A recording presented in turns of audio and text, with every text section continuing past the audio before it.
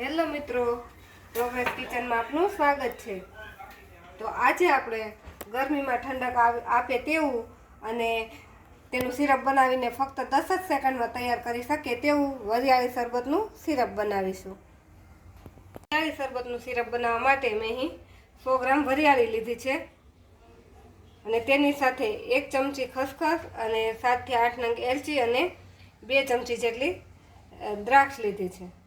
અને આ 1 કપ વરિયાળી છે તો તેની સામે 4 કપ મેં ખાંડ લીધી છે। આ ખાંડની જગ્યાએ તમે સાકરમાં પણ આ સિરપ બનાવી શકો। તો પહેલાં આપણે આ ખાંડને એક વાસણમાં લઈ અને ખાંડને ઓગાળી લઈશું।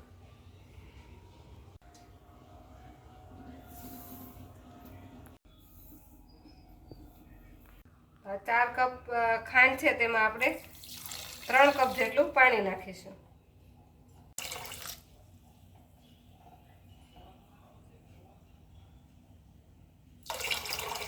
ધીમા ગેસ પર આપણે આ ખાંડને ઓગાળી લઈશું।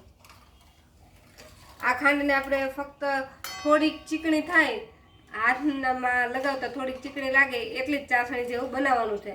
આવા સિરપ માટે કોઈ તારવાળી ચાસણી બનાવવાની જરૂર નથી। તો 4 થી 5 જ મિનિટમાં આપણી ખાંડ પણ ઓગળી જશે અને તેમાંથી ચાસણી પણ તૈયાર થઈ જશે। તો આપણે 2 જ મિનિટમાં આપણી ખાંડ બધી સરસ ઓગળી ગઈ છે। અને જો આપણે ખાંડમાં મેલ દેખાતો હોય ચાસણીમાં તો આ મેલ દૂર કરવો હોય તો તેમાં આપણે 1 થી 1.5 ચમચી જેટલું દૂધ નાખી દેવાનું। તે આપણે ચાસણીમાં થોડુંક દૂધ નાખશું એટલે દૂધની સાથે બધો જ મેલ હશે તે ઉપર આવી જશે।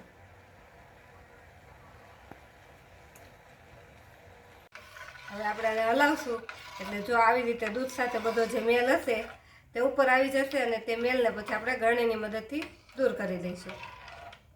હવે આ જે સફેદ કલરનું બધું ઉપર આવી જાય છે એ બધો ખાંડનો જે મેલ હોય તે છે, તેને આપણે આ રીતે ગળણીની મદદથી આ રીતે બધાને જ ગળણીમાં લઈ લેશું।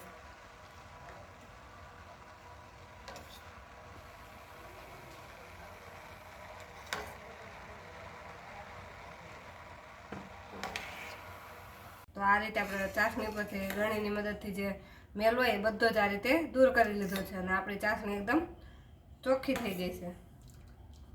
અને આ ચાસણી આપણે કોઈ તારવાળી નથી બનાવવાની, પણ હાથથી અડકીએ અને જો આ રીતે થોડીક ચીકણી લાગે અને આમ સાઈનવાળી હોય અને એમ તેલ જેવી હોય એવી લાગે એટલે આપણી ચાસણી બનીને રેડી થઈ ગઈ છે। હવે આપણે ગેસને બંધ કરી આ ચાસણીને થોડીક ઠંડી થવા દઈશું। ચાસણી ઠંડી થાય ત્યાં સુધીમાં આપણે પહેલાં વરિયાળીને પીસી લઈશું।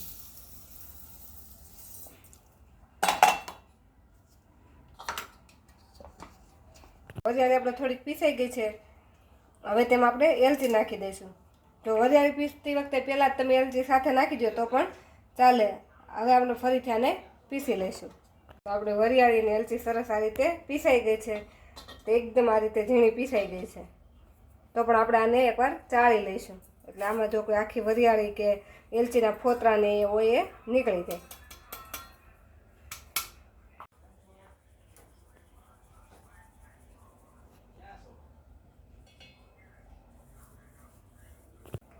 જો આપણે પીસી લીધું છે તેમાંથી આવો સરસ પાવડર તૈયાર થઈ ગયો છે અને આટલું જે જાડું નીકળ્યું હોય વરિયાળીના કુરિયાને એને આપણે ફરીથી એકવાર પીસી લઈશું।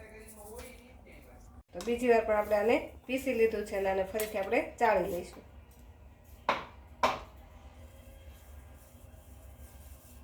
અને હવે જે ચડાતા વધે તે વરિયાળીના કુરિયાને આપણે ફેંકી નથી દેવાના, તેને પણ આપણે કોઈ પણ ભરેલા શાકનો મસાલો બનાવતા હોય તેમાં આપણે નાખી શકીએ। તો જો આપણો એકદમ પાવડર તૈયાર થઈ ગયો છે। તો આ પાવડરને આપણે થોડીક વાર માટે સાઈડમાં રાખી આપણે જે વરિયાળી ખસખસ અને દ્રાક્ષ લીધી છે તેને પણ આપણે મિક્સરમાં પીસી લઈશું। તો હવે આપણે આ દ્રાક્ષ અને ખસખસ છે તેને પણ આપણે પીસી લઈશું। તો આપણા દ્રાક્ષ અને ખસખસ પણ આ રીતે પીસાઈ ગયા છે। તો આને આપણે થોડીક આપણે જે ચાસણી બનાવીને રાખેલી છે તે નાખી અને ફરીથી આપણે થોડાક પીસી લઈશું એટલે એકદમ બધું ક્રશ થઈ જાય। થોડીક ચાસણી નાખી આપણે પીસશું એટલે એકદમ લિક્વિડ જેવું થઈ જશે। તો પાણી નાખીને પીસતા આપણું દ્રાક્ષ અને ખસખસ આ રીતે એકદમ સરસ પીસાઈ ગયા છે. અને હવે આપણી ચાસણી પણ આપણે આંગળીથી અડી શકીએ તેવી ઠંડી થઈ ગઈ છે. બહુ વધારે પડતી ગરમ હોય ત્યારે ચાસણીમાં આપણે વરિયાળીને એ બધું મિક્સ નહીં કરીએ તો આપણો વરિયાળી પણ દળાઈને રેડી થઈ ગઈ છે અને ખસખસ અને દ્રાક્ષની પેસ્ટ પણ બની ગઈ છે. ત્યાં સુધીમાં આપણે અહીંયા ચાસણી પણ થોડીક ઠંડી થઈ ગઈ છે. આ ચાસણી એકદમ ગરમ હોય ત્યારે આપણે વરિયાળીને દ્રાક્ષને એ બધું નહીં નાખીએ.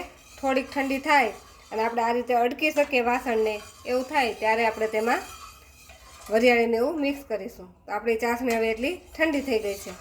તો તેમાં આપણે પહેલાં જે વરિયાળીનો પાવડર છે તે નાખીશું.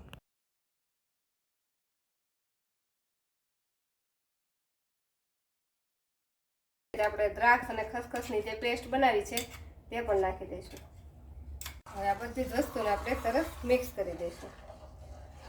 આપણે ચાસણી થોડીક ગરમ છે એટલે આ બધી જ વસ્તુ સરસ ભળી જશે, એમાં ગાંઠા પણ નહીં પડે. અને આ વરિયાળી છે તે એકદમ ચાસણીમાં એની ફ્લેવર ચાસણી સાથે મિક્સ થઈ જશે.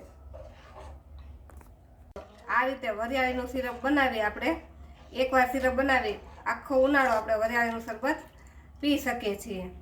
અને બાળકોને કે કોઈ પણને જ્યારે પણ પીવું હોય ત્યારે ફટાફટ જ આપણે 2 થી 3 ચમચી કે પાણીના ચોથા ભાગનો સિરપ નાખી તેમાં ઠંડુ પાણી નાખી આપણું શરબત તરત રેડી થઈ જાય છે. તો અત્યારે આપણું આ વરિયાળી શરબતનું સિરપ બનીને રેડી થઈ ગયું છે. જો તમે એને આ રીતે જ રાખવા માગતા હોય તો આ રીતે પણ રાખી શકો. અને આને જો થોડોક આપણે ગ્રીન કલર આપવો હોય તો આમાં આપણે 1 પિંચ એટલે કે 1 ચપટી જેટલો ગ્રીન કલર નાખી દેવાનો.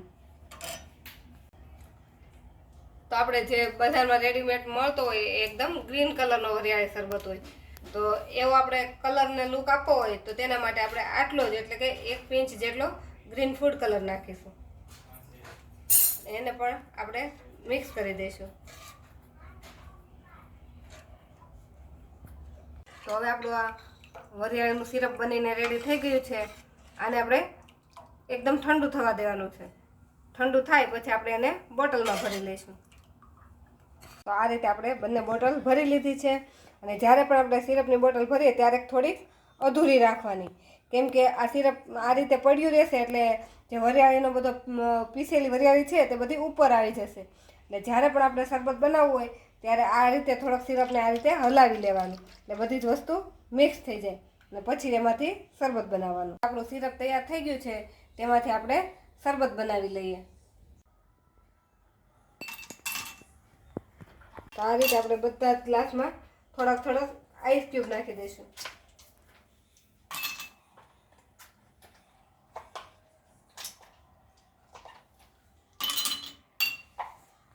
તેના પર આપણે 2 થી 3 ચમચી જેટલું વરિયાળીનું સિરપ નાખીશું.